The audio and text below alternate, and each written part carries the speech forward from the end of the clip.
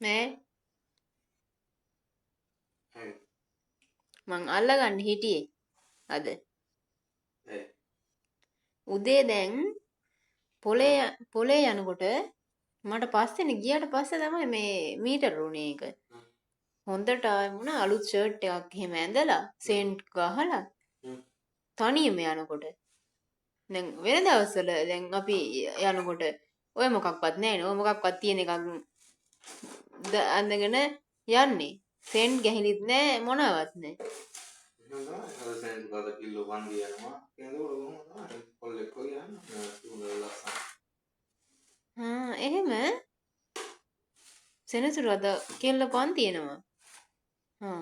හා